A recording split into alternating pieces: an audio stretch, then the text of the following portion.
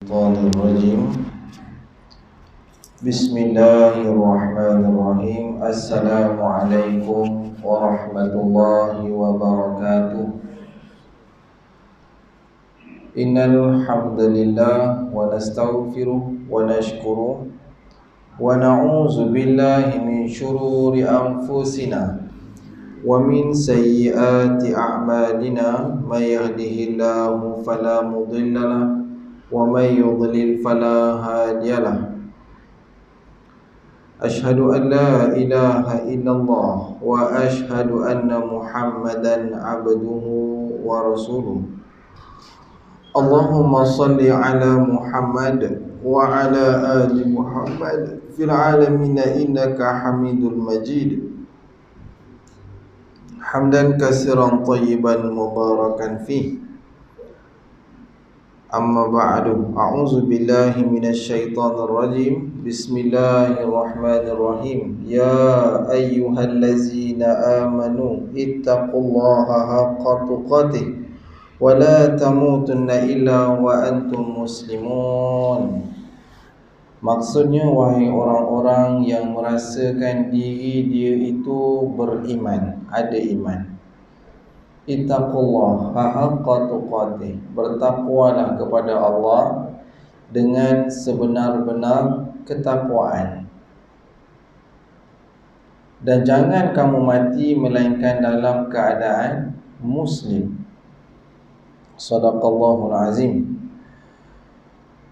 Alhamdulillah, pertama dan selama-lamanya kita panjatkan rasa syukur kita kehadiran Allah Subhanahu wa ta'ala. Kerana rasa syukur ataupun mempunyai sikap syukur ini menjadi tunjang utama di dalam kehidupan sebagai seorang Muslim. Lebih-lebih lagi Muslim yang sentiasa menghadirkan diri ke surau ataupun ke masjid. Jika sikap syukur ini dia tak datang kepada orang-orang surau ataupun orang-orang yang selalu ke masjid, jangan kita harapkan sikap syukur ini timbul pada mereka yang tak pernah nampak wajahnya di surau ataupun di masjid. Maka syukur menjadikan antara perkara yang penting setelah kita Allah Ta'ala pilih untuk sentiasa bersama-sama berada di dalam solat secara berjemaah. Maka pastikan juga sikap syukur itu ataupun perangai, orang sini panggil perangai lah kan, perangai syukur ini tertanam dekat dalam diri kita. Macam mana nak gambarkan bahawa kita ini menjadi orang-orang yang bersyukur? Antaranya ialah kita gunakan masa yang lapang, nikmat yang sihat yang ada pada waktu pada kita ini. Ketika lapang, kita penuhkan diri kita ke surau ataupun ke masjid di samping kita berada di dalam majlis-majlis ilmu. Nikmat sihat pula kita gunakan peluang kesihatan yang Allah Ta'ala berikan kepada kita ini bukan dengan kita melakukan perkara-perkara yang sia-sia, perkara-perkara yang hulu, yang melampau kan, sehingga boleh mendatangkan dosa kepada kita. Tapi kita gunakan nikmat sihat ini dengan kita beribadah kepada Allah, terutamanya dalam bentuk solat berjemaah dan juga menghadirkan diri ke majlis-majlis ilmu. Selain daripada itu, yang penting juga selawat dan salam kita sentiasa panjatkan kehadrat Nabi Muhammad sallallahu alaihi wasallam dengan ucapan Allahumma salli ala Muhammad wa ala ali Muhammad. Para sahabatnya yang berjuang bersama-sama dengan Nabi SAW untuk menegakkan kalimah Allah yang tinggi ini di atas muka bumi, sehingga kalimah itu sampai kepada kita dan kita selalu mengungkap kalimah Allah ini di mana-mana sahaja yang kita berada di atas muka bumi ini. Dan tuan-tuan, jika tuan-tuan perhatikan kembali, kita lihat kan umat Islam di dunia ini semakin berkembang. Kalau dahulu Islam hanya ada di Mekah dan juga di Madinah, setelah zaman Khalifah Umar yang empat itu sampai kepada zaman Saidina Umar Al-Khattab menjadi khalifah, maka Islam mula tersebar sampai kepada Spanyol di Andalusia. Kan, kalau kita perhatikan balik lama kelamaan Islam mula tersebar sampailah ke negara kita ini. Dan pada hari ini di mana-mana di Ceruk sekalipun pasti akan ada orang-orang Islam di sana, kan. Maka sebab itu selawat dan salam bila kita panjatkan kepada Nabi Muhammad sallallahu alaihi wasallam, kita tak lupa juga kepada mereka, yakni sahabat-sahabat yang Nabi sebutkan nujum. Nabi kata sahabat-sahabat ini kan nujum, umpama bintang-bintang yang berada di langit. Maknanya yang sentiasa menyinari, yang sentiasa memberikan cahaya kepada langit yang gelap di atas sana. Dan kehadiran bintang itu mencantikkan lagi wajah-wajah langit saat manusia yang berakal satu, manusia yang ada akal ditambah pula dengan ada iman, tentu berbeza cara pandang orang beriman dengan orang kafir melihat sesuatu perkara ataupun kejadian yang Allah Ta'ala ciptakan. Baiklah, apa khabar tuan-tuan dan puan-puan yang dirahmati oleh Allah? Okey ke tak okey ni? Okey. Nampak macam letih sangat je, ya. Boleh ustaz teruskan lagi? Boleh tuan-tuan. Biasalah kan di antara kuliah maghrib dengan kuliah maghrib ke isyak ni, kadang-kadang kalau pengisiannya itu biasa-biasa sangat, kadang-kadang jemaah boring. Jemaah boring. Kenapa ustaz ni cakap kat depan Ustaz ni syok sendiri agaknya cakap kat depan seorang-seorang ni. Baiklah, walau bagaimanapun ustaz cubalah sedaya upaya dan sebaik mungkin untuk menyampaikan amanah ilmu. Tak banyak, sikit je ada, boleh kita kongsikan. Kadang-kadang ustaz lihat wajah-wajah abang-abang ni kan, ada yang macam Tuan Haji selalu mengikuti kuliah-kuliah ustaz. Takut-takut boring Tuan Haji asyik cerita sama je ustaz ni. Kan, tak juga. Dia memang ustaz seminggu ustaz akan study satu tajuk. Dan minggu itu tajuk itulah yang ustaz akan sampaikan di mana-mana tempat ataupun di surau-surau yang berdekatan, daripada hari Ahad sampailah ke hari Ahad yang berikutnya. Kan, memang kecuali di tempat-tempat yang ustaz menggunakan kitab, macam di Masjid Pekanan Pandan ustaz menggunakan tafsir Ibnu Katsir.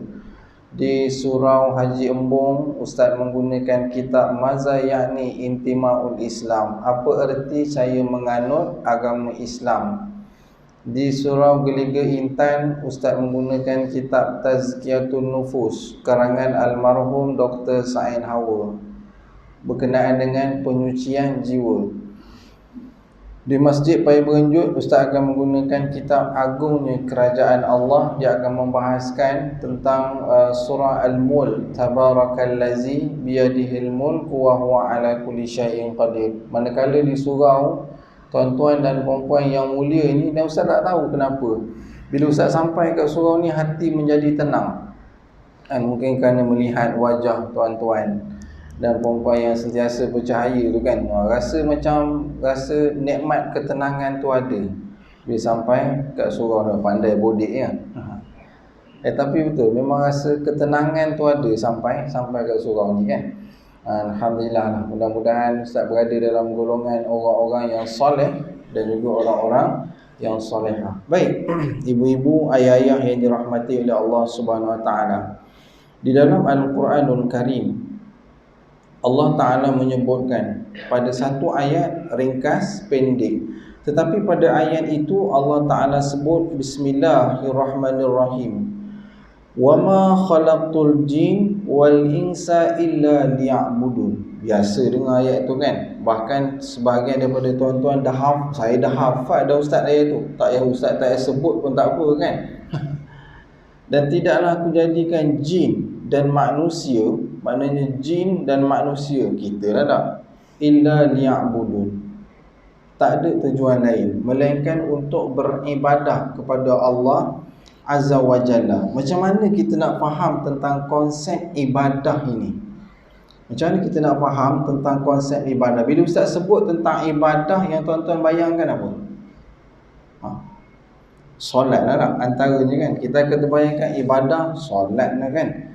Lagi puasa, lagi apa lagi? Zakat, haji, umrah, Quran kan. Biasa kita akan nampak itu lah. Kalau sebut ibadah, kita akan bayangkan tentang itu.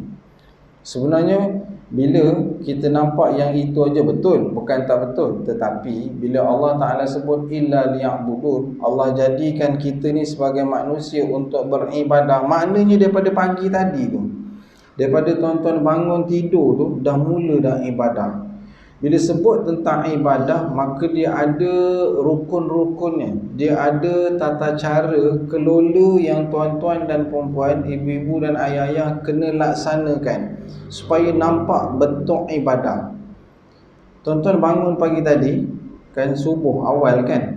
Ini sekarang ni subuh lewat sikit. Tadi Ustaz subuh dekat Jertih pagi tadi, Jertih.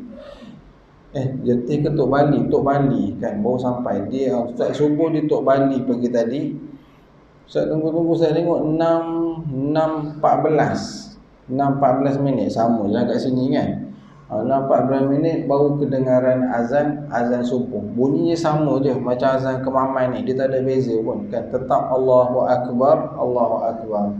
Saat kita bangun seawal pagi itu, maka di situ telah pun bermula illa liya'budun, untuk masukkan diri kita ini yang Allah sebut tadi tu. Allah jadikan jin, manusia, tujuan hanya satu je, iaitu untuk beribadah kepada aku. Kepada apa? Kepada Allah. Kita bangun pagi tadi tu dengan niat kita, ya Allah kan ada kita tanamkan dalam hati kita bahawa hari ini kita bangun, kita nak beribadah, kita nak laksanakan kerja-kerja kita ni semuanya kerana Allah. Usai solat subuh, tuan-tuan dah melakukan perkara-perkara yang sunat ni, antaranya Quran, antaranya sedekah subuh, tuan-tuan dah laksanakan dengan baik.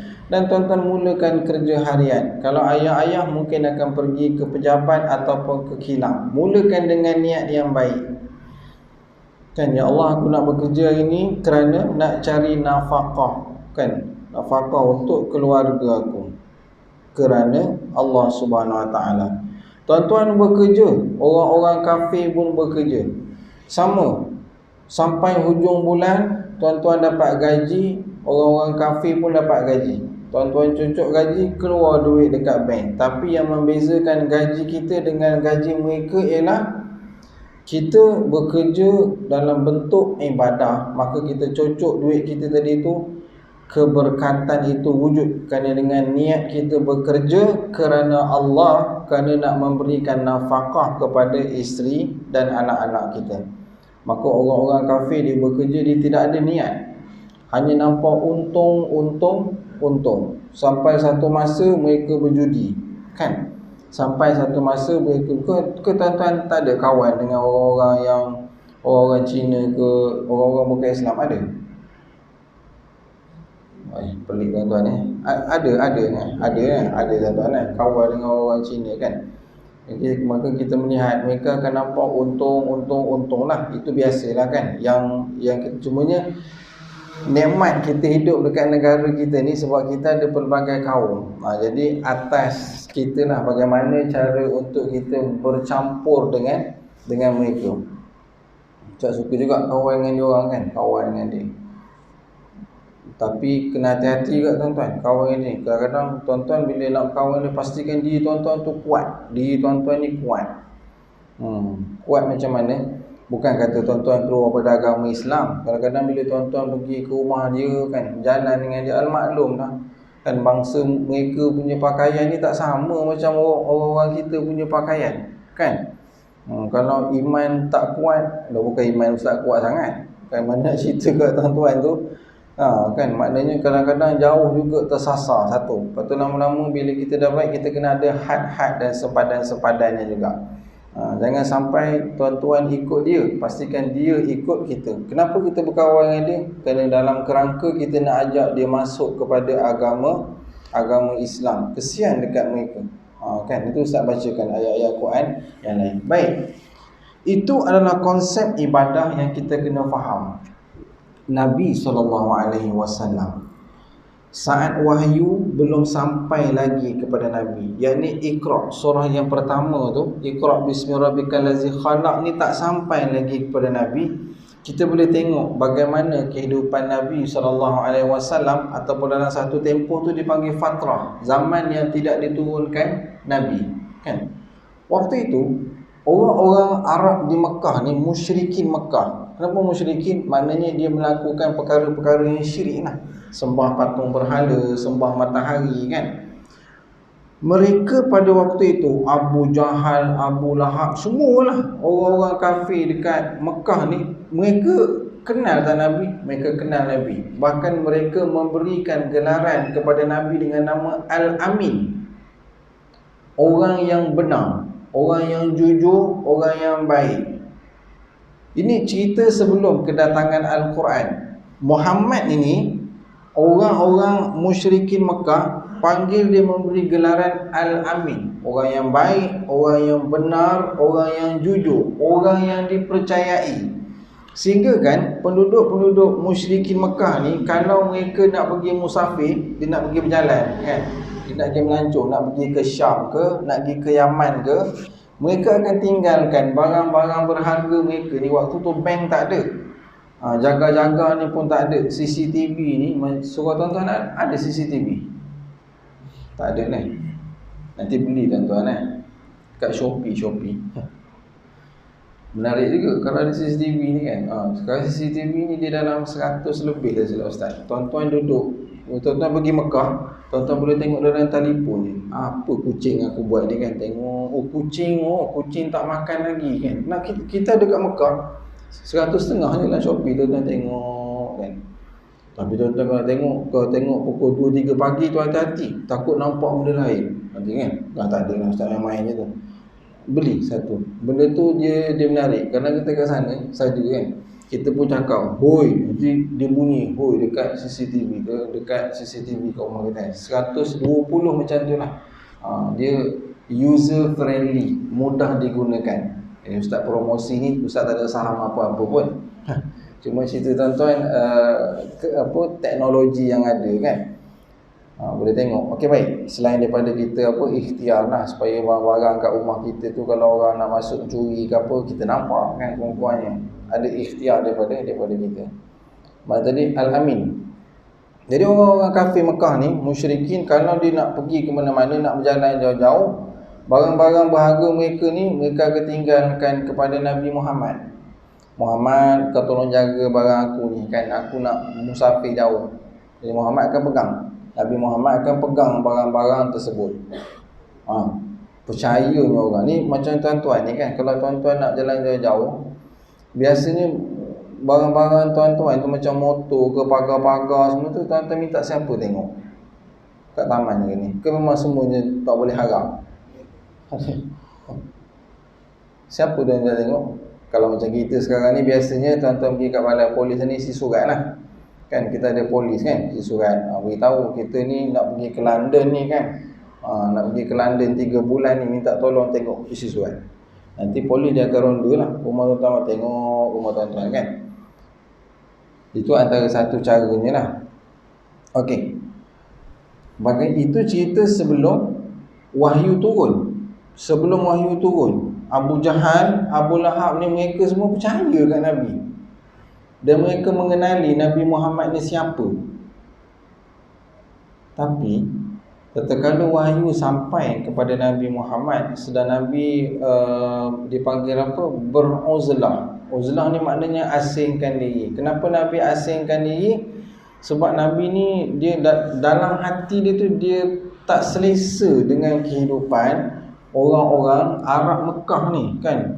Dengan perangai mabuknya, kan, dengan soal perkahwinannya, apa yang macam kahwin ni suka-suka hati je kahwin, kan. Kahwin, lepas tu tiba-tiba kan bini dia ni kahwin pula dengan orang ini, Maknanya perkahwinan yang pelik, keturunan nasab tu kan, dengan tak dijaga, berkenaan dengan siapa, berkenaan dengan perniagaannya, timbangan itu kan, tukar timbangannya itu tak adil.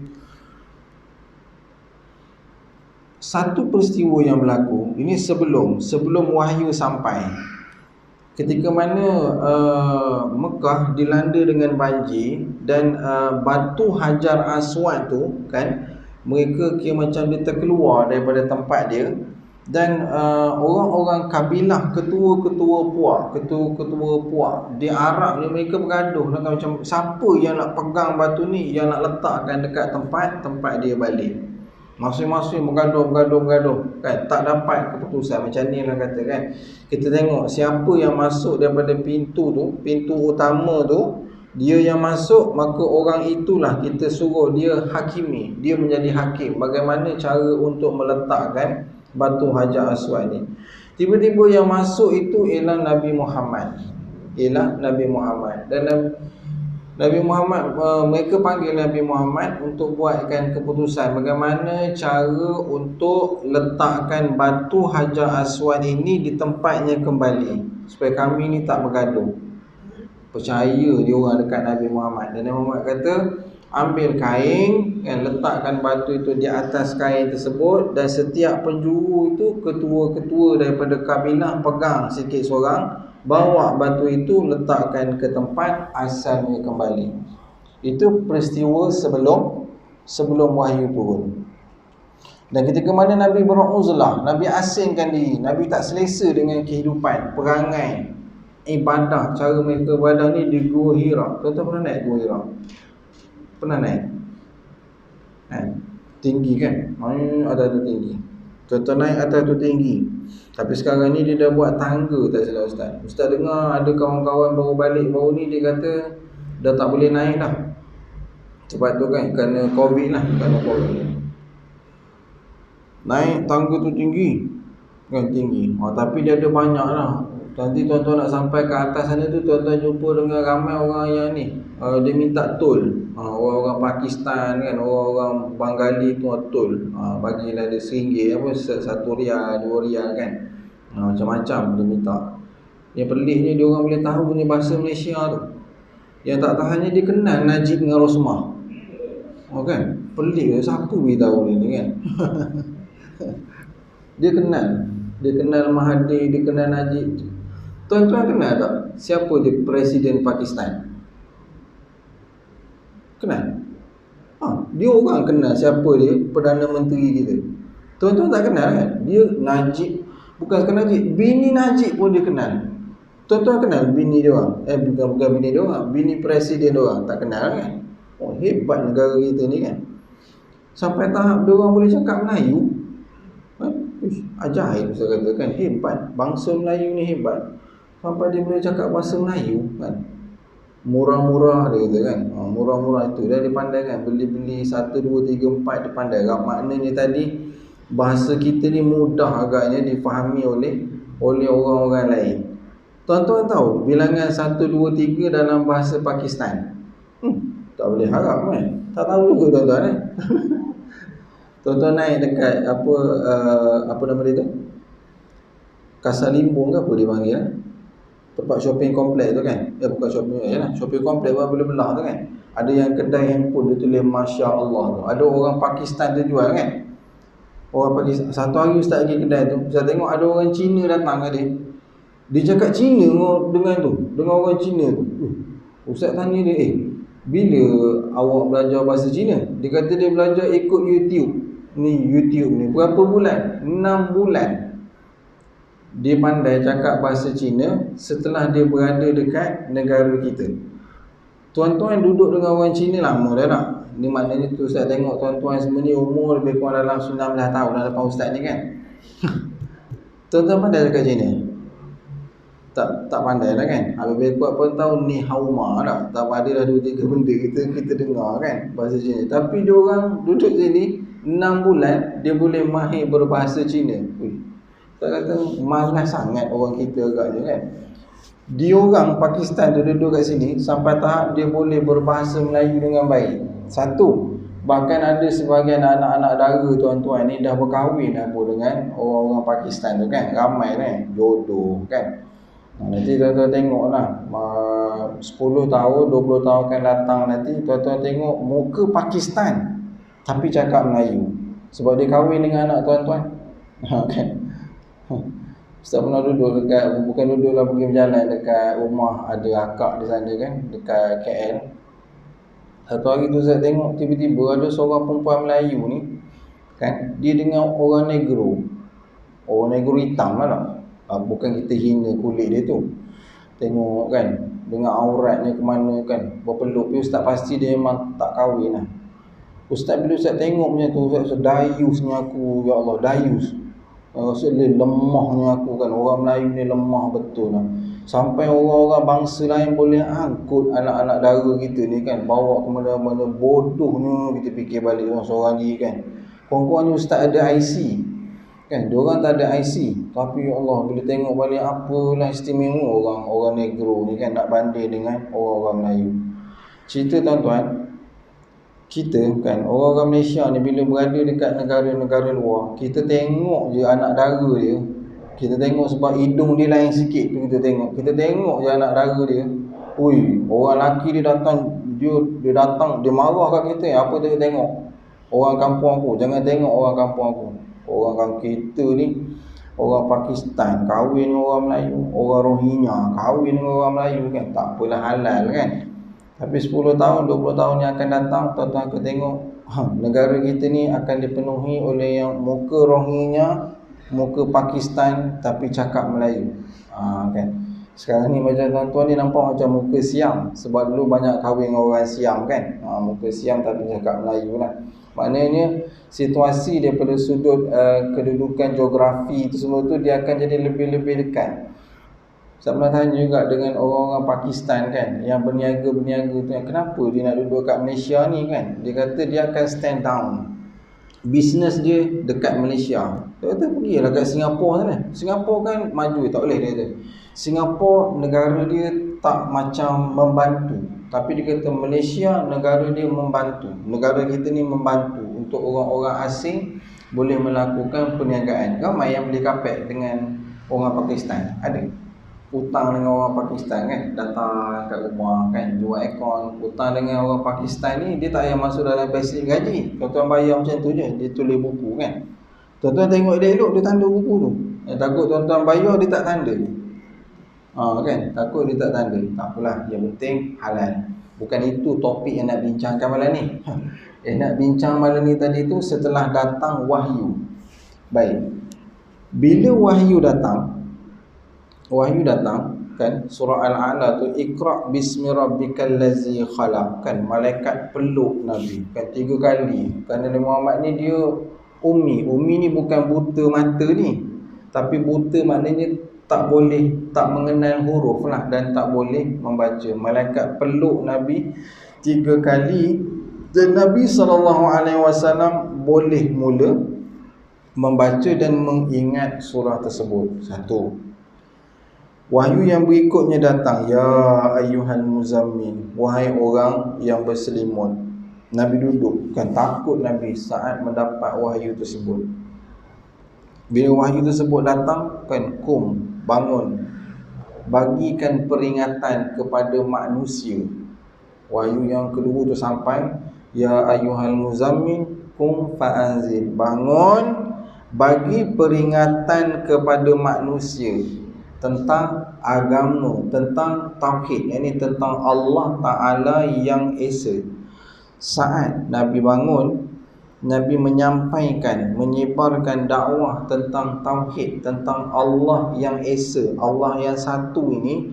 Tiba-tiba masyarakat Arab jahiliah, musyrikin Mekah ni, saudara mara dia, puak-puak kerabat dia ni, mereka berubah bagaimana? Mereka kata Nabi Muhammad ni gila.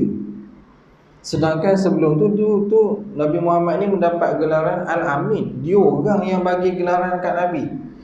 Mereka yang bila nak hijrah percaya ke Nabi, tak percaya ke orang lain, tinggalkan barang pada Nabi.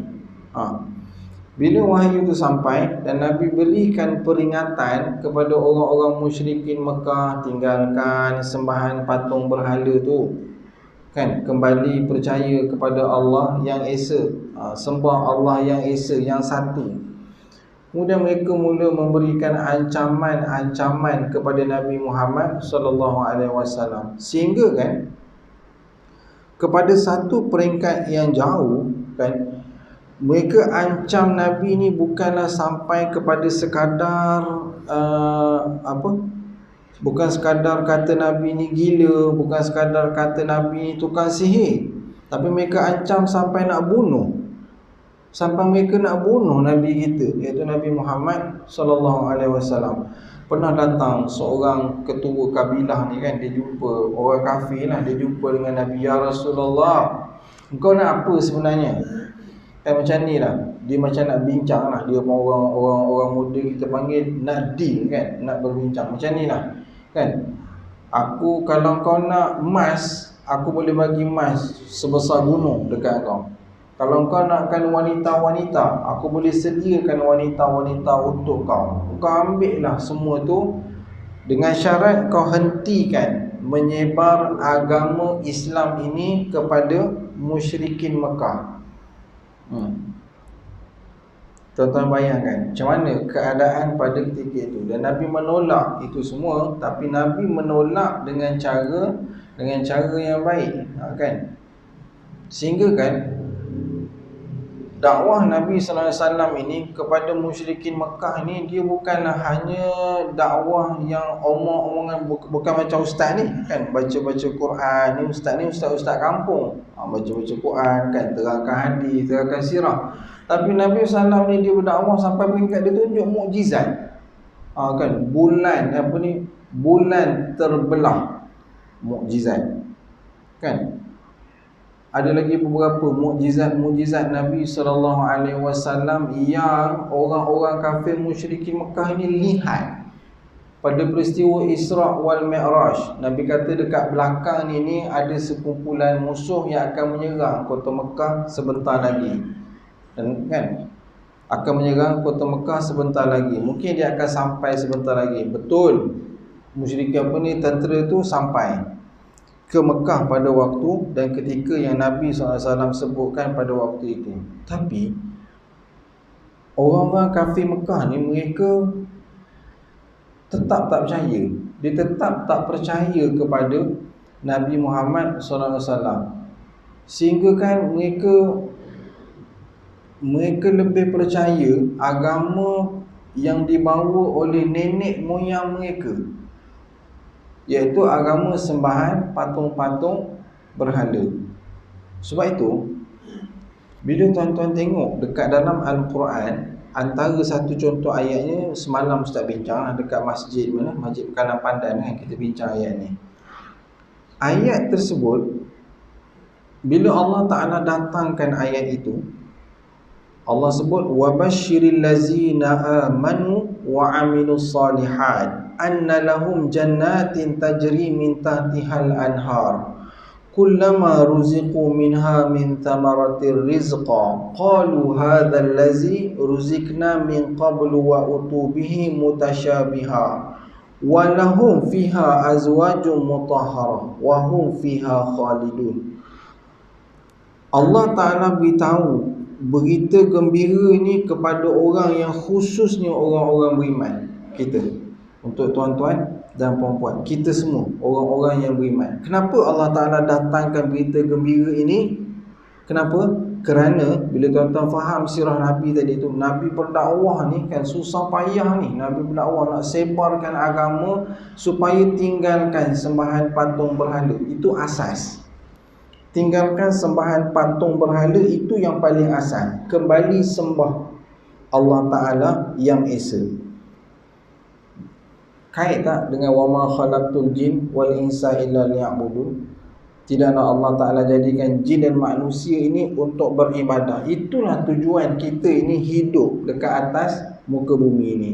Bukan kerana dunia, bukan kerana harta, bukan kerana pangkat, bukan kerana anak semua ni, bukan. Tapi kerana ibadah. Kerana Allah nak kita sembah dia. Allah nak kita Ibadah ini dalam maksud yang lain kita membesarkan Allah Azza wa Jalla. Tuan-tuan ada rasa macam tu? Sepanjang hari tadi, daripada subuh sampai sekarang ni, kita membesarkan Allah Ta'ala dalam hidup kita. Dalam hidup kita, kita letak Allah. Kita besarkan Allah dalam apa segala-galanya. Bahkan kalau dalam solat tadi, kalau tuan-tuan tak rasa yang tuan-tuan membesarkan Allah, tu masalah besar tu. Itu masalah yang besar. Kalau dalam solat pun kita tak rasa kita membesarkan Allah, kan, kita mengagungkan Allah, kita meletakkan Allah pada tempat yang mulia ketika solat tadi tu, maknanya kita ada masalah tentang ibadah solat kita tadi. Saat tuan-tuan nak melakukan ibadah solat, tuan-tuan angkat takbir, Allahu Akbar, Allah yang maha besar. Apa di perkataan lepas tu? Yang tuan-tuan baca, Allahu Akbar rukabira. Tengok, Nabi SAW dia nak ungkapan apa selepas Allahu Akbar. Allahu Akbar kabira. Allah Ta'ala yang maha besar, kabira, sebesar-besarnya. Walhamdulillahi kasira, dan segala puji bagi Allah sebanyak-banyaknya. Wa subhanallah bukratan wa asila, maha suci Allah daripada waktu pagi sampai waktu petang. Tak jelas lagi ke? Mana itu nak cerita tentang mengagungkan, membesarkan Allah. Betul? Wa subhanallah bukratan wa asila wajjahtu, aku hadapkan wajahku. Wajhatu wajhiya lillazi fataras samawati wal ard, aku hadapkan wajahku ya Allah pada yang menciptakan langit dan bumi. Kalimah bacaan selepas doa iftitah dari itu menggambarkan bahawa solat kita itu kita mengagungkan Allah. Kita tak tahu dah apa dia perkataan yang paling terbaik yang kita nak keluarkan, nak beritahu Allah Ta'ala ini agung.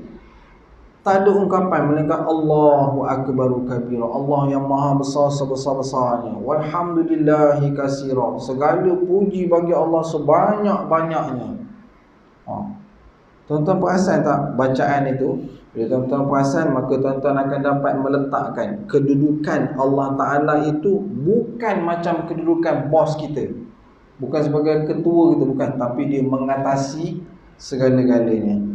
Dan saat ayat wabashiril lazina amanu, Allah Ta'ala sebutkan, aku khabarkan berita gembira buat kita semua ni, orang-orang yang beriman, yang melakukan amalan-amalan yang soleh. Sebelum ni Ustaz pernah beritahu tuan-tuan, kalau ada perkataan amanu dalam Al-Quran, biasanya perkataan lepas tu Allah Ta'ala akan gabungkan dengan wa'amilus salihat. Contoh, wal asri innal insana lafi khusr illa allazina amanu wa amilus salihat. Quran macam tu, amanu dia akan gabungkan dengan wa amilus salihat. Kadang-kadang ada juga ayat-ayat yang bila Allah Ta'ala mulakan Allah Ta'ala letakkan perkataan amanu ataupun yu'minu, beriman, tapi Allah Ta'ala letakkan wa amilus salihat, tapi Allah Ta'ala meletakkan perbuatan amalan yang soleh. Antaranya wa yuqimuna salat, antaranya allazina yu'minu nabil ghaibi. Tak ada kan perkataan wa amilus salihat, tak ada, tapi Allah Ta'ala tak bil ghaibi wa yuqimuna salah wa mimma razaqnahum yunfikun. As-salah wa mimma razaqnahum yunfikun, itu perbuatan amalan yang soleh yang Allah Ta'ala tak. Baik, tengok ayat tadi. Nak cerita berita gembira yang Allah sampaikan kepada kita, beritahu kepada orang-orang yang beriman, kepada kita semua ni. Allah Ta'ala sebutkan anna lahum jannatin tajri min tahtihal anhar. Allah Ta'ala sediakan syurga untuk kita semua ni, di mana bawahnya itu ada air yang mengalir. Dekat bawah syurga itu. Kullama ruziqu minha, setiap daripada kita ni tuan-tuan, besok kita akan masuk dalam syurga, Allah Ta'ala akan bagikan kita rezeki minat thamarat, daripada buah-buahan. Saat tuan-tuan dan puan-puan, masa kita nak makan buah-buah tu, kita akan cakap nanti, macam sama je buah ni dekat dunia pada hakikatnya, tapi ianya berbeza. Dan tak cukup dengan itu, Allah Ta'ala sediakan pula untuk kita semua ini, walahum fiha azwajum mutahharah. Kita ada pasangan yang suci dan bersih kepada kita.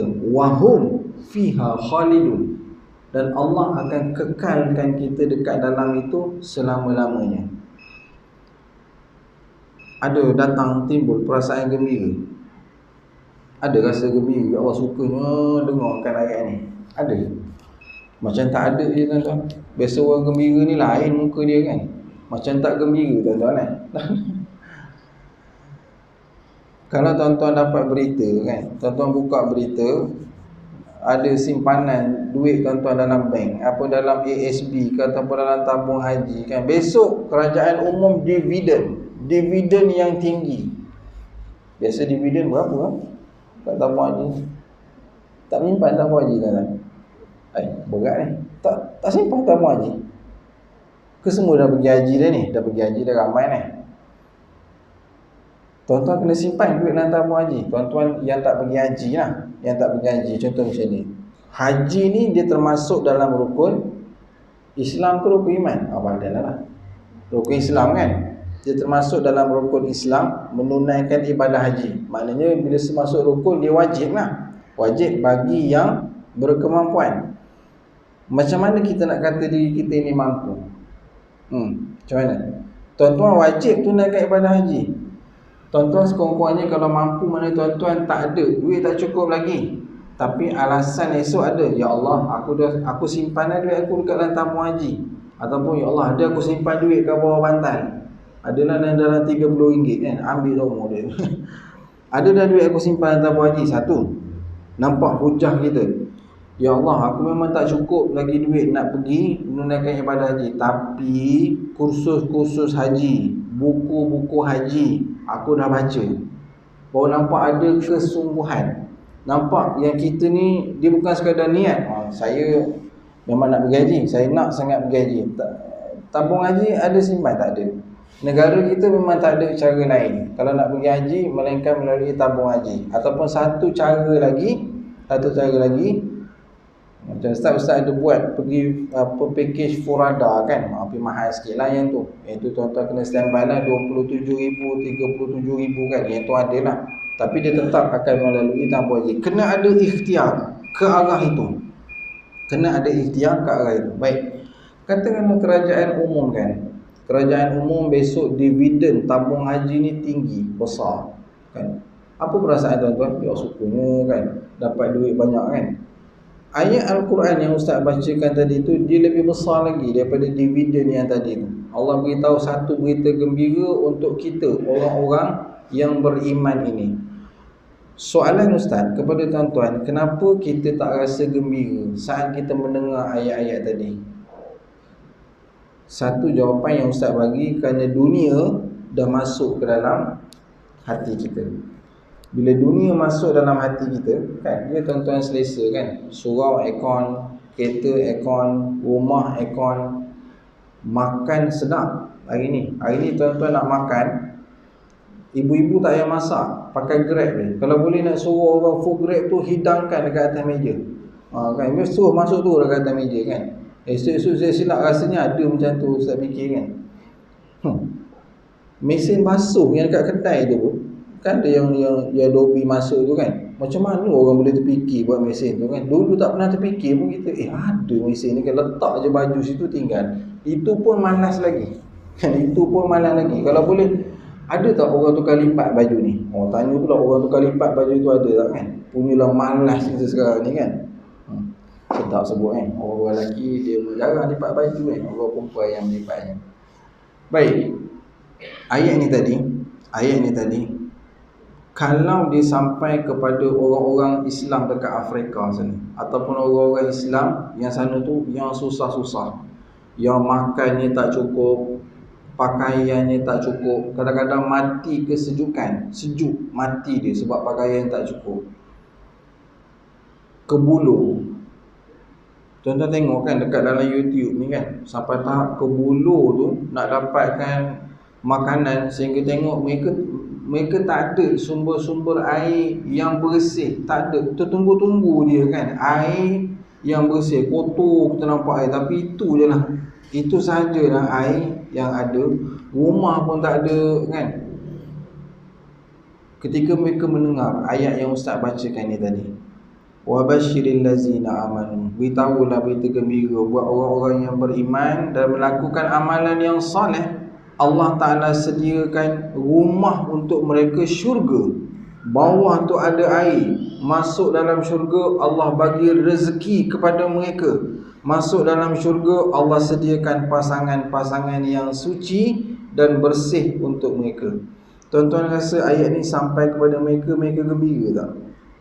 Gembira kan, sebab tentu mereka akan rasa nanti, ya Allah ingatkan, dia mesti akan rasa kesusahan hidup dekat dunia ni susah sangat-sangat, sehingga kan bila dia dengar ayat ini, seolah-olah ayat ini adalah penyembuh untuk dia, bahawa dia selepas ini akan senang, dia lepas ini akan bahagia, lebih bahagia daripada orang-orang lain. Jadi dah jawablah soalan Ustaz tadi kan, maknanya dunia itu dia dah masuk ke dalam diri kita, sehingga kita membaca ayat-ayat Al-Quran, dia tak mendatangkan apa-apa kesan untuk diri kita. Bahkan sebahagian daripada kita semua, termasuk diri Ustaz, kadang-kadang kita baca Quran, kita sibuk apa? Sibuk nak taranum kan, kita sibuk nak berlagu, kita sibuk nak tengok hukum tajwid. Penting, melihat hukum tajwid wajib, tetapi memahami kandungan ayat Al-Quran itu lebih wajib. Tuan-tuan dengar Dr. Zakir Naik baca Quran, tuan-tuan dengar kan dia baca Quran, betul tak hukum tajwid dia? Pelik dengar dia baca tak, tapi dia faham makna kandungan ayat tersebut, lebih bagus. Tetapi dengan dialog ni, kalau tuan-tuan rasa Ustaz kata baca Quran tak payah tajwid, baca Quran bertajwid wajib. Walau macam mana pun, tuan-tuan jangan habiskan masa sampai 60 tahun baca Quran nak betulkan hukum tajwid. Buang masa, kan, buang masa. Jadi jangan buang masa terlampau lama tentang hukum tajwid tu. Cukup 2-3 bulan je hukum tajwid tu. Lepas tu boleh melihat pada kandungan makna-makna dan tafsiran ayat-ayat tersebut, untuk kita dapat baca Al-Quran bagaimana sahabat-sahabat dahulu, salafus soleh satu masa dahulu, mereka membaca dan mereka memahami kandungan ayat-ayat Al-Quran. Baiklah, begitulah tuan-tuan dan puan-puan, ibu-ibu, ayah-ayah yang dirahmati oleh Allah Subhanahu Wa Taala. Mudah-mudahan sedikit perkongsian pada malam ini yang sepatutnya Ustaz dah nampak abang tu ada bawa kitab tu, kitab Al-Kabair kan. Memang patutnya Ustaz baca kitab Kabair ni, tapi sebab Ustaz tak sempat balik rumah lagi kan. Kitab tu ada kat rumah Ustaz, daripada Jertih tadi ni terus ke sini, tak sempat balik. Minta maaf abang InsyaAllah nanti pada malam-malam yang berikutnya kita bincangkan kitab Al-Kabair tu. Ustaz pun tak ingat dosa yang keberapa kan, karangan Imam Az-Zahabi. Wallahu alam. Yang baik itu daripada Allah, yang buruk daripada kelemahan Ustaz sendiri. Aqulu qawli haza wa astaghfirullahal azim li wa lakum. Wassalamualaikum warahmatullahi wabarakatuh. Lepas ni Ustaz dia dapat nota ni, dia minta buat tahlil. Minta buat tahlil lepas solat Isyak. Lepas solat Isyak, insya-Allah.